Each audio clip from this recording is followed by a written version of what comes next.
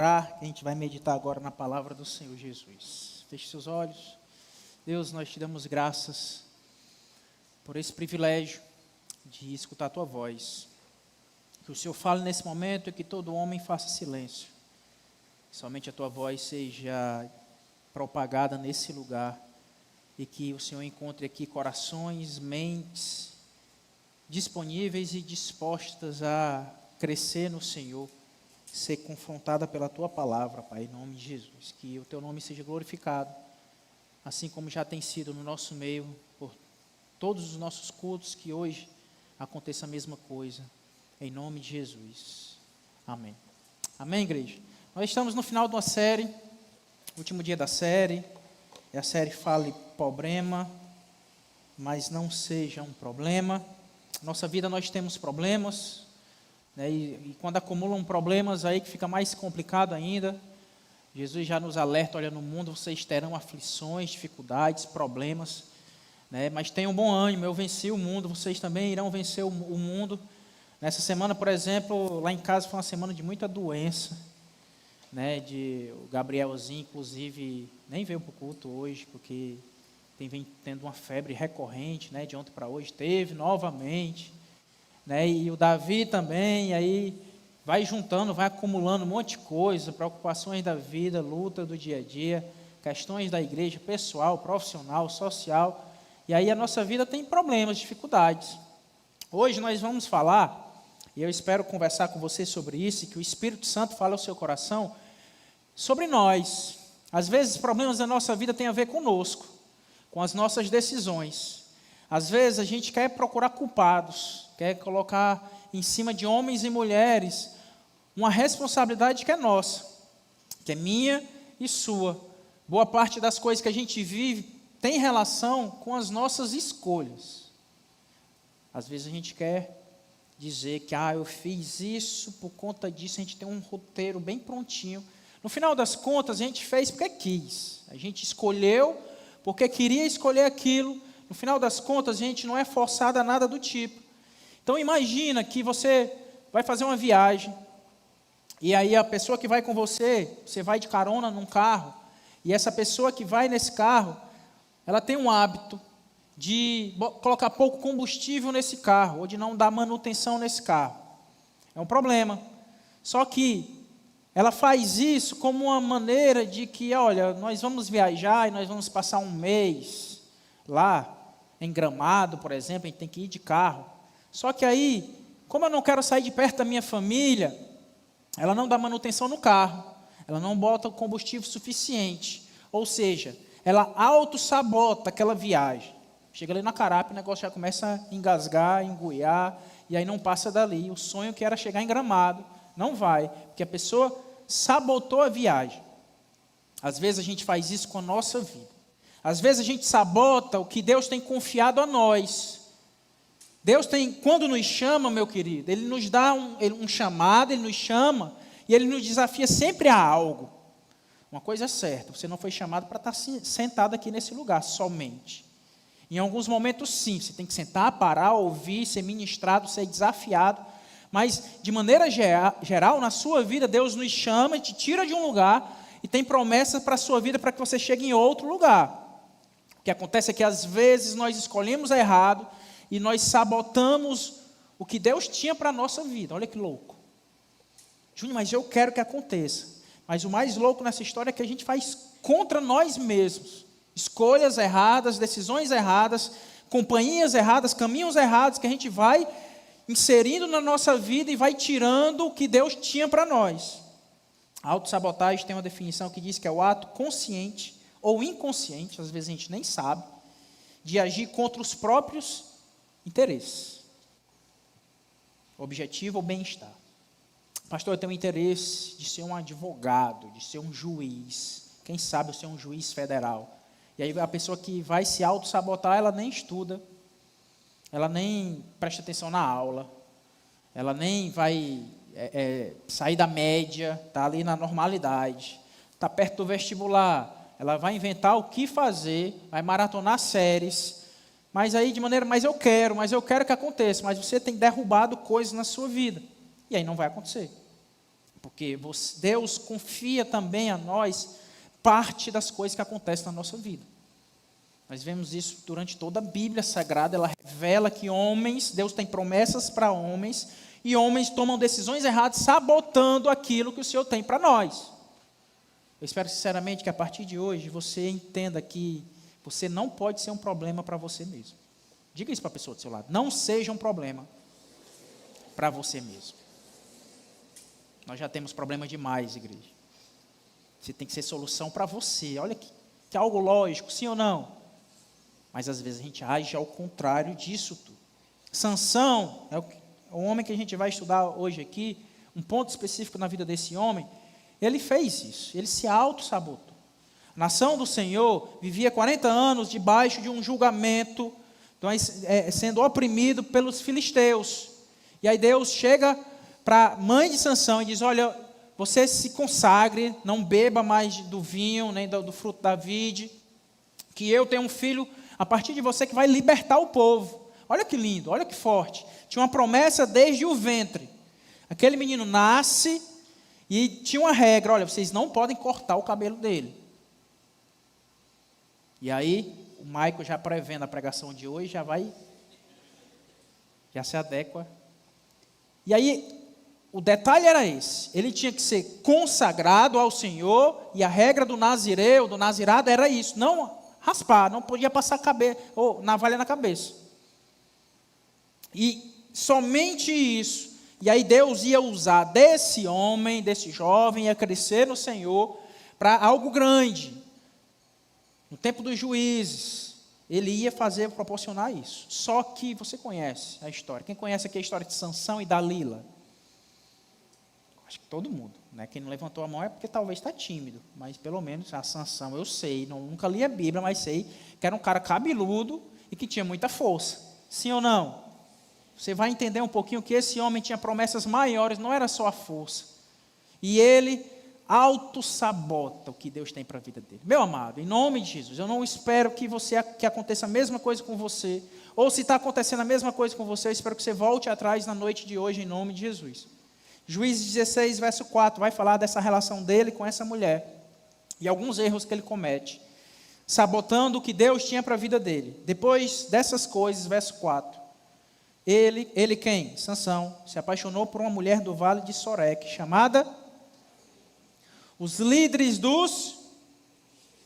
foram dizer a ela: veja se você consegue induzi-lo a mostrar-lhe o segredo da sua grande força, porque a galera não sabia. Por que esse homem é tão forte? O que é que acontece com ele? Tem algum segredo por trás. Quando ele se relaciona com alguém lá longe da nação de Israel, os homens chegam para ela e dizem: olha, tenta descobrir isso, que a gente vai pagar isso a vocês, 13 quilos de prata a você. Verso 6, disse, pois, Dalila a Sansão. Ela aceita a proposta e chega para ele, usando do argumento emocional: conte-me, por favor, de onde vem sua grande força e como você pode ser amarrado e subjugado. Sansão responde: se alguém me amarrar com 7 tiras de couro ainda úmidas, ficarei tão fraco quanto qualquer outro homem. Ela assim faz, ela assim chama homens, os homens vão, mas quando chegam, o verso 9 diz que ele quebra tudo, como se não existisse nada. Verso 10, mais uma vez ela chega para Sansão e diz: olha, você me fez de boba, mentiu para mim, agora conte-me, por favor, dessa vez fala a verdade, como pode ser amarrado? Ele diz: se me amarrarem firmemente com cordas que nunca tenham sido usadas, vocês me prenderão, me subjugarão, e eu não conseguirei rompê-la. Os homens vêm, a mesma coisa acontece, e ele se livra daquilo como nada. Verso 13, mais uma vez a mulher insiste: até agora você me fez de boba e mentiu para mim, diga-me como pode ser amarrado. Ele respondeu pela 3ª vez a mulher: se você tecer num pano as 7 traças da minha cabeça e o prender com a lançadeira, ficarei tão fraco quanto qualquer homem. Ela faz a mesma coisa, chama homens para o quarto, faz a mesma, e ele rompe tudo como antes. Ela diz, verso 16, importunando o tempo todo, ela o cansava dia após dia, ficando ele a ponto de morrer. Foi enchendo o saco dele: me conta. Verso 17. Por isso ele lhe contou o segredo. Não era para ter contado. Não era nem para ele estar ali. Não era para ele estar com essa mulher. Ele diz: jamais se passou navalha em minha cabeça, disse ele, pois sou nazireu, desde o ventre materno.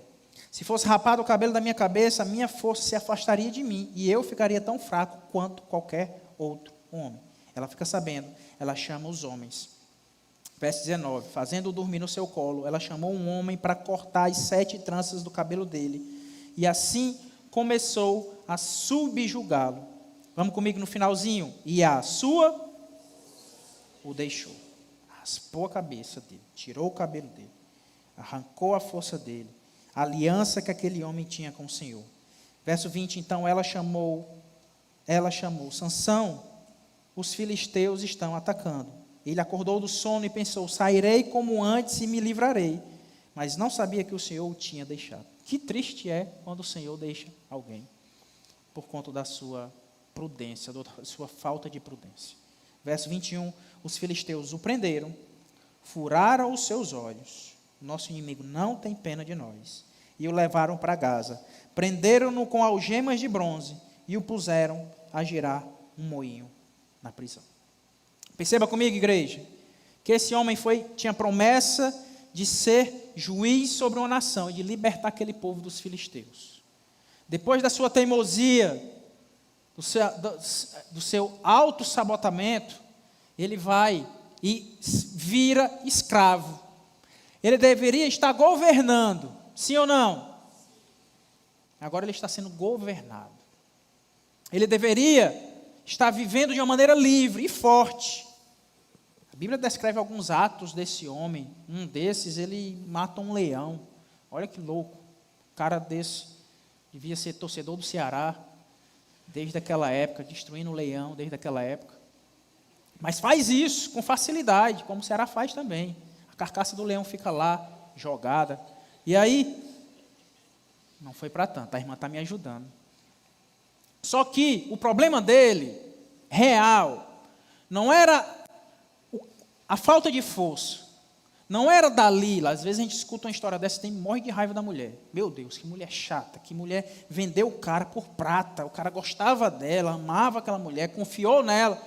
Não é isso. A grande questão, o maior inimigo de Sansão não era o povo filisteu. O maior problema dele era ele mesmo. Talvez o seu maior problema, meu querido, minha querida, seja você mesmo. Talvez você veio para cá hoje esperando uma pregação. Meu Deus, eu preciso de uma pregação que motive a minha vida. Eu quero trazer você para a realidade. Talvez a sua vida não está fluindo, não está acontecendo, por conta de decisões que você tem tomado na sua vida, porque você tem sabotado a sua vida. Deus tem um tempo de propósito para você. Amém? Deus tem um chamado ministerial para a sua vida. Alguém duvida disso? Não. Deus tem planos maiores para a sua vida. Deus não te chamou para estar só sentadinho aqui e estar na arquibancada observando as coisas acontecerem. Não foi isso. Se não tem acontecido, meu amado, e se Deus tem promessa para nós, talvez nós estamos tomando decisões erradas na nossa vida. Talvez Deus queira resgatar você de você mesmo. Paulo tinha esse dilema com ele, Romanos capítulo 7, verso 18. Ele diz assim, sei que nada de bom habita em mim, isto é, em minha carne, porque tenho o desejo de fazer o que é bom, mas não consigo realizá-lo. Pois o que faço não é o bem que desejo, mas o mal que não quero fazer, esse eu continuo fazendo. A nossa luta contra o pecado, a nossa carne, existe, a Bíblia chama de carne, aquilo que milita, que luta contra o Espírito do Senhor na nossa vida. O Espírito Santo quer que você seja um crente, fiel, verdadeiro, puro, santificado. A nossa carne quer o contrário. Ela quer sabotar os planos do Senhor para a nossa vida. Pastor, como é que eu resolvo isso dando beliscão? O que é que minha carne tem que sofrer? É entender justamente isso. Você tem que ter consciência que existe essa batalha. Você quer vir para o culto. Sua carne quer que você assista o jogo que está passando na televisão. Você quer participar do GF. Sua carne diz que não. Porque no GF vão abrir a sua vida e vão falar de você e não deve confiar. Você quer se envolver, você quer liderar, você quer estar perto. E a sua carne quer que você fique confortável, longe do Senhor. Você quer um namoro santo. Uma donzela que chegue para abençoar a sua vida. A sua carne quer o contrário. A sua carne vai te levar pela aparência, pelo que o mundo lá fora prega como norma e como norma de felicidade para você. Sansão brincou com a possibilidade da queda. Ele, a mulher, Dalila, pergunta uma, ele diz, e ela amarra o cara com o que ele disse. Ela não estava brincando. No texto descreve que tinha homens lá no quarto dele. Aquele cara viu aquilo acontecer, na primeira, o cara prudente, dizia o quê? Meu Deus, que mulher é essa? Me amarrou. Tinha homens lá esperando o meu vacilo, eu estava amarrado. Eu vou pegar o beco, vou sair daqui. Mas ele, confiando nele mesmo, na sua força, ele começa a brincar e contando mentirinhas sobre aquilo. E aí vai conta, a tira de couro. Não, uma corda que nunca foi usada. E não, a trança aqui do meu cabelo e coisa e vai brincando com aquilo. Meu amado, primeira coisa. Se você quer evitar problemas na sua vida, sim ou não? Sim ou não, igreja? Primeira coisa, não brinque com aquilo que é sério. Sua vida é séria, você só tem ela. A palavra do Senhor diz que o homem está destinado a morrer apenas uma. Depois disso vem o juízo. Não vou ter chances e mais chances, nada disso. Sua vida é o bem precioso que você tem. Nessa vida você está definindo a sua eternidade. Não brinque com sua vida. Leve a sério. O brasileiro tem um mau hábito de brincar com o que é sério. Tragédia. Pode esperar, 2 dias, 3 dias depois, tem um humor aí no meio do Brasil falando de tragédias no nosso mundo. Se tem enchente, de repente tem um meme. Essa semana teve o tio Paulo, vocês viram, a mulher levou ele, uma tragédia. Né? Se ela sabia ou não, é outra história, vão investigar, julgar, mas o fato é que na hora que foi gravado o negócio lá, ele estava morto, e visivelmente ele tinha apagado já ali. E ela segurando a cabeça dele para não cair. E aquilo ali nos choca no primeiro momento. Meu Deus, quem faz isso? Depois de 2 dias a gente começa a ver memes no Brasil, tratando aquilo ali com humor. E às vezes a gente acha engraçado. Às vezes a gente acha engraçado os nossos pecados, os nossos erros, as nossas falhas. A gente acha engraçado porque eu tenho 50 anos e continuo lá, minha mãe me sustentando. Olha que engraçada a minha vida. Eu acho engraçado que eu sou jovem, terminei o meu ensino médio e eu não faço nada da vida. Vivo na casa de um e do outro. Não estudo, não trabalho. É o jovem neném, né? Nem estudo, nem trabalho. Faz nada, não tem perspectiva de futuro. E eu acho engraçado, meu amado, a vida vai te cobrar. Talvez Deus está sacudindo agora a sua cabecinha agora, para que você, quando chega o momento certo, você, meu Deus, aquela pregação, aquele chacoalhar do Senhor me tirou desse estágio de mornidão. Não é engraçado continuar sendo um peso na sua casa, na sua família. Não é engraçado acordar 3 horas da tarde. Eu falo isso e dá vontade de rir, mas não é engraçado. Não é engraçado. O crente tem que ser luz em todos os momentos, em cada detalhe da sua vida. Esses dias o Bielzinho brincando com o Davi foi e deu um tapa na cara dele. Eu achei engraçado, não falei, claro. O Biel levou o tapa, achou engraçado e começou a rir. E eu dei um carão nele. Meu filho, não é engraçado. Apanhar não é engraçado.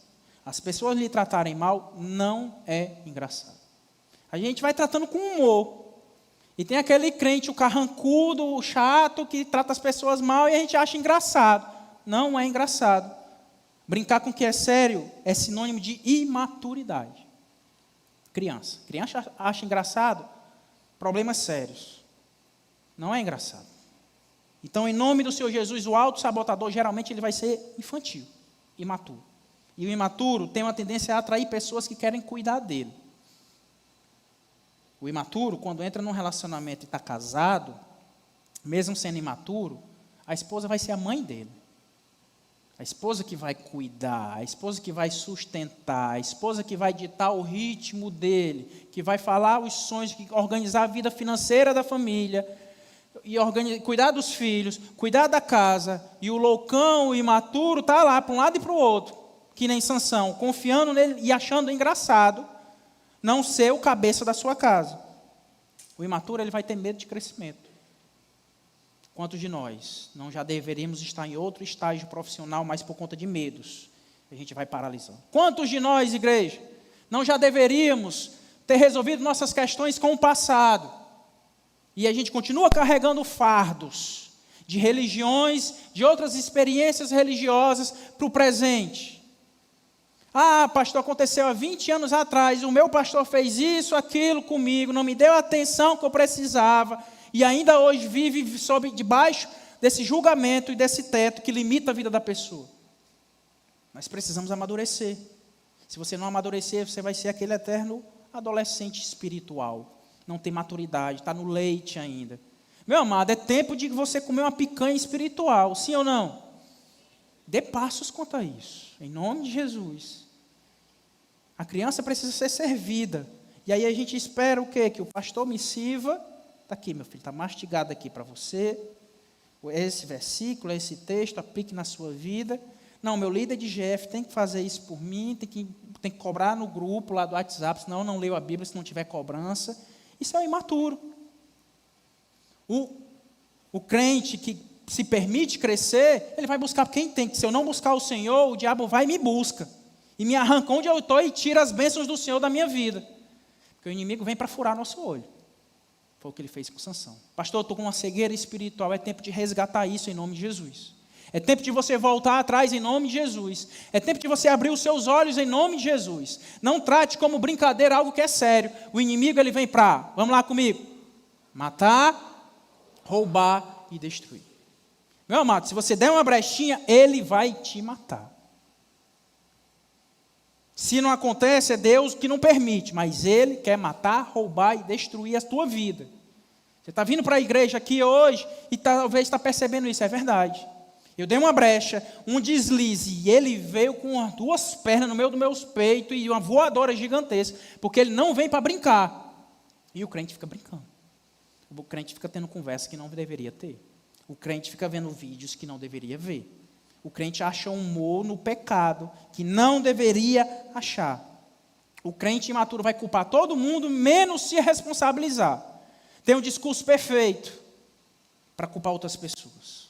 O verso 1 diz assim, certa vez, desse capítulo que a gente está lendo, é antes de Dalila. Certa vez Sansão foi a Gaza, viu ali uma prostituta e passou a noite com ela. Uma mulher, e ele passa a noite com ela. Disseram ao povo de Gaza, Sansão está aqui. Então cercaram o local e ficaram à espera dele a noite toda. Olha que história parecidíssima com Dalila, junto à porta da cidade. Não se moveram a noite inteira, dizendo, ao amanhecer o mataremos. Uma mulher, ele vai, se envolve, sai da terra dele, vai até Gaza, se envolve com essa mulher. Já havia acontecido antes algo muito parecido, sim ou não? Ou seja, o que a gente pode aprender com isso? Sansão, ele não tinha um bom autoconhecimento. Sabe o que é não ter um bom autoconhecimento? As coisas acontecem na nossa vida, a gente ou culpa os outros, ou acha que foi aleatório, ou acha que foi propósito do Senhor, e aí eu não aprendo com aquilo ali, com os meus erros, as minhas falhas. Meu amado, seus erros e suas falhas, ciladas que você viveu, armadilhas do inimigo, você tem que aprender com aquilo tudo para que não aconteça mais. Amém? Bom autoconhecimento. As frustrações da sua vida têm que servir de base para você não cair mais naqueles erros. Não vir mais problemas.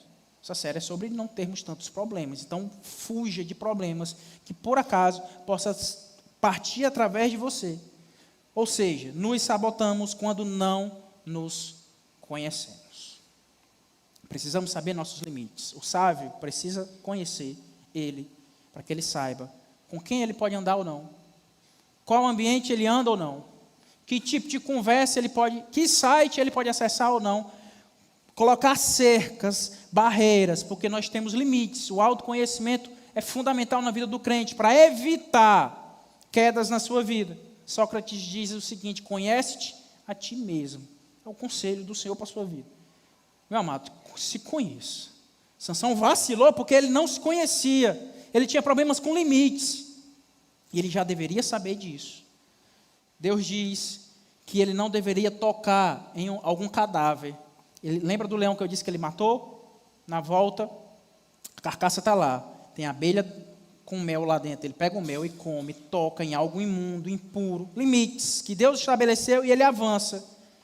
Deus tem propósito na nação de Israel, ele vai buscar uma mulher fora do limite, vai até uma outra nação e busca a mulher lá naquele local. Deus diz para ele não contar o segredo a ninguém, ele vai brincando com aquilo, tinha problema com limites e não se dava conta. Ele era para entender, meu Deus, eu tenho problema com limites, então eu tenho que ter atenção quanto a isso. Quando eu fui desafiado a ser pastor, uma das primeiras coisas que eu fiz foi buscar histórias de outros pastores que caíram. Eu deveria conhecer o meu limite. Um limite que envolve o meu cargo, a minha profissão. Levantando, vocês vão saber de senso comum, mas eu pesquisei muito mais profundo. A primeira queda de pastor é mulher. A primeira causa de queda de pastor. E aí vocês vão lembrar, no Brasil aí não é raro, você pesquisar, você vai ver. Segunda causa de queda de pastor é dinheiro. Pastor se corrompe por dinheiro. Enriquecimento ilícito, coisa do tipo, começa a explorar a igreja nesse sentido. Terceira causa de queda de pastor é carga emocional elevada. Pastor que traz tudo para ele, que absorve tudo, sempre está disponível, sempre tem fórmulas, métodos, quer participar de tudo ao mesmo tempo, está em tudo, está nos jovens, está nos casais, está no louvor, está na recepção, está aqui na mídia, está fazendo tudo. E além disso, na semana é escutando, ouvindo, resolvendo problema, um monte de coisa. Carga emocional derruba muitos pastores. Muitos estão largando o ministério por conta disso. E eu tinha que ter atenção a isso. Meu Deus, eu vou ter muita atenção. A primeira causa é mulher. E eu admiro o pastor Marcos, na pregação aqui para os casais, ele disse que, olha, eu dou carona a quem me pedir. Quem não dá carona é uma pessoa ruim. E eu só na minha lá, meu Deus, o senhor sabe, eu não dou carona à mulher. Eu tenho o meu limite. Eu não vou brincar com o meu limite. A carcaça está lá, o mel está lá, eu não vou passar desse ponto. Porque qual o exemplo? Primeiro, o exemplo que o pessoal vai lá fora ver. Terminou o culto, o pastor vai deixar a irmãzinha lá na boa fé. Conhece o carro do pastor, desce a irmã do carro. O que é que o pessoal acha? Olha aí, que pastor bondoso. Terminou o culto, ele com todo o cavalheirismo, veio deixar a irmã. A história é essa? Não é. Vocês sabem qual é a história que o pessoal vai falar. E aí, para resguardar isso, não faço. E para resguardar a tentação, evito. Porque nós temos que conhecer os nossos limites. Meu amado, você não pode andar com todas as pessoas, que talvez algumas pessoas vão te levar para lugares que você não vai conseguir resistir se você estiver com ela. Limite. Você não pode ter todos os assuntos, todas as conversas, estar em todas as rodas. Você vai ter limite. Que você escutar, vai entrar no seu coração e vai te desafiar a viver aquilo. Então você não pode ser amigo de todas as pessoas. Enxerga em nome de Jesus os seus problemas, para deixar de gerar tanto problema. Amém? Dê esse conselho à pessoa do seu lado. Diga, enxerga. Abre teus olhos, mulher ou homem. Talvez você está vivendo um monte de problema porque você não está enxergando os seus problemas. Enxerga. Tem amizade que são problemas para você. Sim ou não? Enxerga. Talvez essa pessoa está te levando para o mau caminho. Tem pessoas que você está ouvindo, dando ouvidos que não está fazendo bem a você, o seu coração. Enxerga. Talvez a sua vida financeira está um caos, porque você não está enxergando, que você não pode comprar o que está comprando. Enxerga, baixa a bola. Não tem que se comparar com ninguém. Não tem que ter roupa nova todo culto, amém, igreja? Não, pastor, senão eu não me sinto bem, eu acho que ter roupa nova está ligado à presença do Senhor, e Deus é um Deus de novidades, aí eu arranjo aquele queixo. Baixa a bola, limites. Enxerga, você tem problema com compulsão com compras, é um problema seu, limite. Então você pega o cartão de crédito, olha, ou quebra ele ou entrega a sua esposa, o seu marido. Não vou andar com esse negócio, porque eu tenho limites quanto a isso. Eu vou andando na redenção, aí vejo uma loja, e eu quero entrar e quero comprar. Limites. Entenda seus limites, enxergue os seus problemas. Não querer enxergar problema é um problema maior na sua vida. Bielzinho, eu já falei para a igreja, esteve doente esses dias. Todo pai quer que o filho esteja com a febre lá embaixo, ou com a temperatura normal. Ontem à noite, medi a temperatura dele, coloquei o termômetro, não acochei muito o braço. Meu Deus, se não acochar tanto, vai dar mais baixinho. Coloquei o termômetro um pouquinho frouxo. Eu acho que não sou só eu que faço isso às vezes. E aí eu fiz, e na minha cabeça, você está se auto-sabotando. Se ele tiver com febre, você vai pregar sobre isso. E aí sai lá 37,2. Eu, glória a Deus, amém. Saí do quarto, fechei a porta, está resolvido. Meu filho está sem febre. Só que eu estava mentindo para mim mesmo. Fui lá, voltei, botei bem direitinho, segurei o braço dele, espremi aqui, fiquei segurando, porque eu preciso, se tem problema, eu preciso saber do problema. Meu amado, talvez você tenha que espremer alguma área da sua vida e segurar lá, para que você veja, eu tenho problema com os meus olhos, eu tenho problema com a minha língua, eu tenho problema nos meus relacionamentos, eu tenho problema com ciúmes, eu tenho problemas com isso, com aquilo. Enxerga em nome de Jesus. Conhecimento pessoal é fundamental na vida do crente, porque vai evitar problemas maiores na sua vida. Tem muito crente que vem, não tem um autoconhecimento e quer ser mimado na igreja. Pastor, e a infância da pessoa foi essa, desprezada. Os primos não gostavam dele. Ele era o filho do meio. Nunca foi prioridade, nem nunca foi mimado demais, nem foi o primeiro nem o último, está ali no meio. E aí eu venho para cá e espero que a igreja venha suprir demandas que são minhas emocionais, que tem relações com a minha família, e vive frustrado. Porque nem todo mundo me dá a atenção que eu prefiro, que eu queria ter. Pessoas assim, que são preteridas na infância, têm uma tendência de tratar, falando agora como psicólogo para a sua vida. O Erineudo me cobrou na reunião segunda-feira. De vez em quando falo como psicólogo, vai ajudar. E aí pessoas assim têm uma tendência, que são preteridas, têm uma tendência de tratar relacionamentos em prateleiras. Se o Maico gosta de mim, eu não trato só o Maico gostar de mim. Eu trato nesse sentido. O Maico gosta de mim, mas será que ele gosta mais de mim ou menos de mim em relação ao sábio? E as pessoas vão se comparando. Tem essa comparação. Porque ao longo da minha história, eu fui colocado em segundo lugar. E hoje em dia, eu já quero, o gostar já não serve. O ser amado já não serve. Eu quero saber se eu estou em primeiro lugar. Se eu sou amado de verdade por aquela pessoa. Esse autoconhecimento é fundamental para evitar frustrações na sua vida. A igreja não tem responsabilidade nem respaldo para estar suprindo essas demandas que são suas e emocionais. Não se compara tanto. Se a igreja faz algo de bom, pessoas que têm esse tipo de visão de vida, ela vai comparar a nossa igreja com a outra. E minha igreja faz isso. Olha a prateleira. A outra igreja não faz. E vai colocando e diminuindo situações. Não é sobre isso. Quinta-feira a gente estava aqui recebendo outra igreja na nossa igreja, porque todo mundo vive igual, no mesmo reino, para a glória do Senhor. Nós trabalhamos de uma forma, mas não quer dizer que a gente está mais acima da outra igreja que não trabalha da forma que a gente trabalha. Não é sobre comparações. Meu amado, se você compara pastor, você compara a igreja, você compara os irmãos da igreja, estrutura da igreja, a organização da igreja, para disso. Tem esse autoconhecimento, não é sobre comparar-se, é sobre viver o reino do Senhor. Tem pessoas que precisam ter um autoconhecimento que elas são maliciosas. Ou não, aquele crente malícia. Você conhece aquela plantinha chamada malícia? Sim ou não? Poucos. Você conhece aquela plantinha chamada tua mãe morreu? Aí, já melhorou um pouquinho. Eu conheço ela como tua mãe morreu. Está lá a plantinha, as folhinhas tudo aberta, a gente bate nela assim, tua mãe morreu. Ela vai o quê? Se fecha. Tem crente assim, que não pode ser tocado na igreja. O pastor deu um exemplo, será que foi para mim? Aí o crente vai e de repente o pastor está saindo do culto, o irmão nem olha mais para ele, nem dá mais a paz do Senhor, e nem vem mais para a igreja. Se fecha. Isso não tem a ver comigo, não tem a ver com a igreja, não tem a ver com a pregação, tem a ver com você que precisa ser tratado e trabalhado na sua vida. Se conheça. Quem sabe você tem que fazer terapia. Quem sabe você tem que ler. Tem bons livros sobre isso. Tem um autoconhecimento. Quem sabe você tem que ser só sincero. Pegar um papel e anotar. Eu sou egoísta. Eu sou ganancioso. Eu quero ser reconhecido. Quem sabe você tem que fazer isso.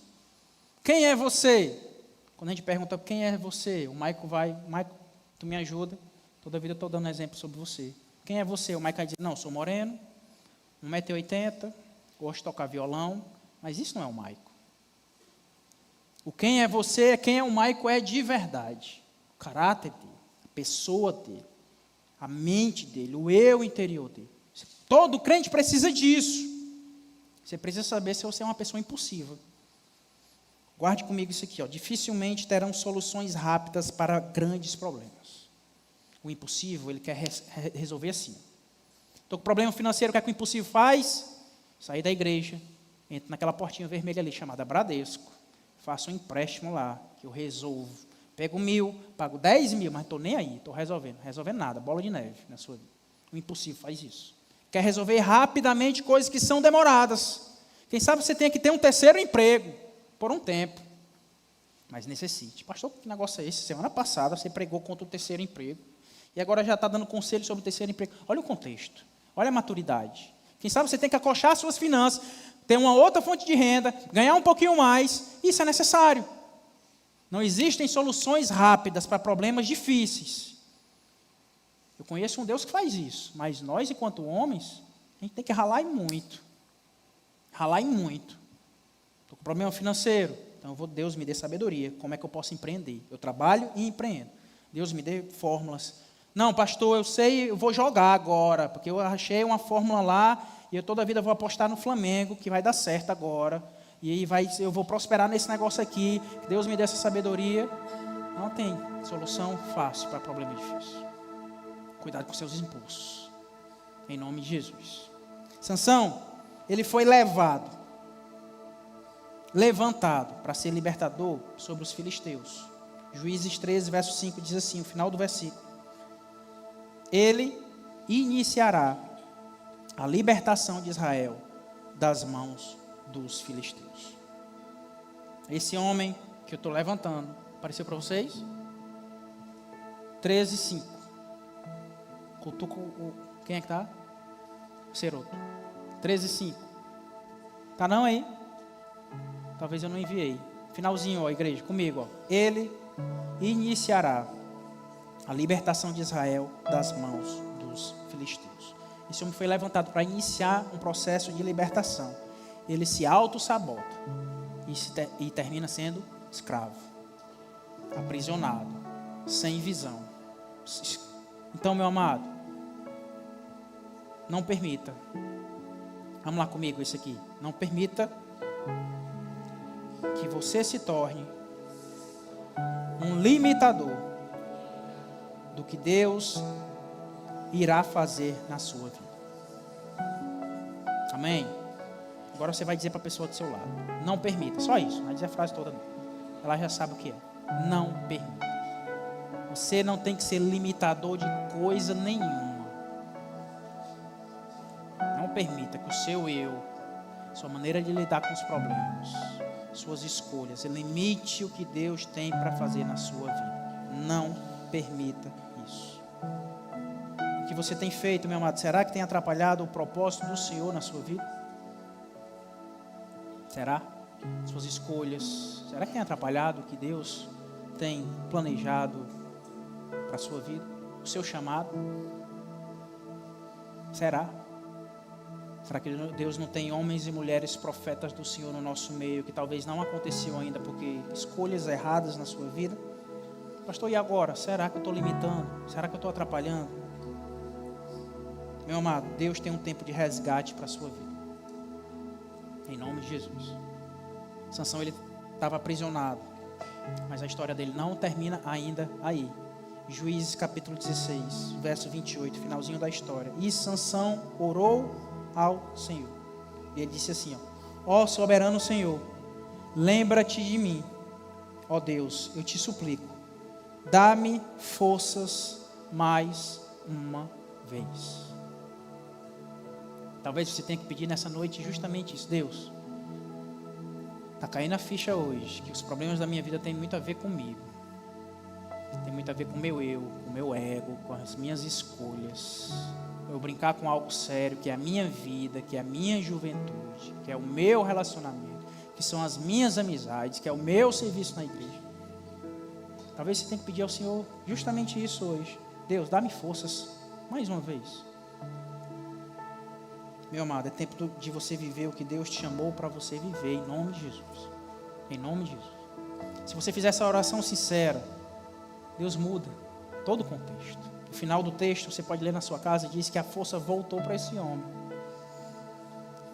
O cabelo dele cresce mais um dedinho. A promessa do Senhor vem sobre ele novamente. A força volta. E ele destrói lá o local que ele está acorrentado. Ele morre. Mas no último movimento dele é de libertação. Talvez você esteja se identificando, pastor, eu estou aprisionado. O inimigo furou os meus olhos. Eu estou sem visão espiritual, estou paralisado. E hoje eu estou reconhecendo que é culpa minha. Decisões erradas minhas. Não deveria ter ido para essa outra tribo buscar nada, e eu fui. Não deveria ter provado daquele mel tão saboroso, mas eu provei. Deus, traz de volta os meus limites. Talvez você tenha que reconhecer isso e pedir, Deus, que eu tenha um autoconhecimento sobre mim. Eu não posso só, eu não consigo só, eu estou confiando demais em mim, eu estou quebrando demais a cara, estou querendo ser cuidado demais, não cuidando de ninguém. Deus tem esse tempo, meu amado, de avivamento em você, mas você tem que entender que tem que mudar. Situações têm que mudar na sua vida, na sua casa, no seu interior. Você tem que reconhecer, Deus, eu estou frustrado, eu estou amargurado, eu estou me sentindo desprezado, eu estou me sentindo abandonado. Seja sincero. Que o nosso Deus que é bondoso, escuta a sua oração, diga, Deus, tira isso de mim, Pai. O Deus que escuta orações está aqui nessa noite. Você tem que dizer, Deus, mais uma vez, age através de mim, que nem o Senhor fez no passado. Lembra-te de mim, não se esquece por conta dos meus erros, das minhas falhas, por conta de eu não ter entendido os meus limites, por conta de eu ter brincado com algo muito sério que é a minha vida. Deus, lembra-te de mim, porque Deus tem um tempo de resgate para nós, em nome do Senhor Jesus. É tempo, meu amado, de deixar de ser o maior problema da sua vida. E é tempo de você ser um instrumento nas mãos do Senhor. Eu vejo nessa igreja homens e mulheres que iniciarão outros ministérios. Pastor, que negócio é esse? Iniciar outros ministérios. Mas todo mundo vai se florescer, sim ou não, não sei. Mas se for de Deus, coloca a tua placa lá, inicia teu ministério lá, abençoa vidas lá também, para a glória do Senhor Jesus. Mas homens e mulheres que entendem o seu chamado no Senhor. Eu vejo aqui no nosso meio homens e mulheres que vão usar da sua voz para cantar de maneira celestial ao Senhor. Sim ou não? Faça escolhas certas, em nome de Jesus. Eu vejo aqui homens e mulheres, jovens, adolescentes, que vão tirar a remela do olho. Olha a profecia do pastor. Vão começar a acordar cedo, estudar dobrado, triplicado. Porque eu sei que o Senhor tem promessa na minha vida profissional e boa parte disso vai acontecer através do meu empenho, da minha decisão, da minha luta. Meu amado, Deus não te chamou para estar acorrentado e cego. Deus te chamou para ser libertador nessa geração. Não seja problema. Nós temos que ser solução. Onde os meus pés andarem, que a sua oração tem que ser essa. Deus, que eu leve solução, paz, esperança. Que o Deus que traz solução vai fazer de você um homem e uma mulher com sabedoria. Essa série é sobre termos sabedoria. Problema a gente já tem demais. Se você me disser, pastor, não tenho tanto problema. Se você quiser, meu amado, eu transfiro alguns para você. Se você for capaz de carregar. Se você não tem noção que a pessoa que está do seu lado está passando. Você não tem noção que a pessoa que está à sua frente aí, você está vendo só a nuca dela está passando. Problema na vida a gente já tem demais. Que nós venhamos ter sabedoria para não gerarmos os nossos problemas. É simples. Como é que eu faço isso, pastor? Meu amado, leia a palavra do Senhor. Em nome do Senhor Jesus, esse livro aqui é vivo, é eficaz. Ele é a espada. Ele vai até o seu interior, divide juntas e medulas e vai e descortina o seu interior. Mas esse descortinar não é um relampejo assim, ó, que meu Deus, eu vou ver aqui hoje e pronto, e fecho. Um mês depois eu vou aqui de novo. É todo dia, é todo tempo, é espelho que tem que estar lá na sua frente, todo dia. Senão você esquece quem você é. Ame a Bíblia, meu amado, em nome do Senhor Jesus. Ame a pregação da palavra. Ao invés de ver vídeo de um monte de coisa. Eu gosto de negócio de estética automotiva, né, de lavagem de carro, essas coisas. De vez em quando eu estou vendo lá uns vídeos da Vonix, lavando o carro, coisa do tipo. De vez em quando o Espírito Santo vai, olha, vai assistir pregação. Sai desse negócio aí. E eu vou, e aí começa a mastigar, a ser ministrado, a adorar o Senhor, a fugir para o meu escritório, a ter um tempo de paz, de solidão, e coloco um louvor e vou orar ao Senhor, porque eu entendo que se eu não der passos, os problemas virão. Se eu não der passos espirituais, meu amado, eu serei um gerador de problemas para mim mesmo. Existe uma solução no Senhor e só se encontra nele. Você tem que se aproximar dele. Jesus Cristo é a solução do mundo. Ele é a solução para a sua vida. Pastor, está doendo, eu sei. Eu sei que dói. No mundo tereis aflições. Mas tenha bom ânimo. Ele venceu o mundo. Ele está no nosso meio. Ele cuida de você. Pastor, ainda está sangrando, está ferindo. Um dia cicatriza. Nossa esperança é essa. E se não cicatrizar, a gente vai continuar caminhando. Um dia a gente vai para a glória, aí cicatriza de vez.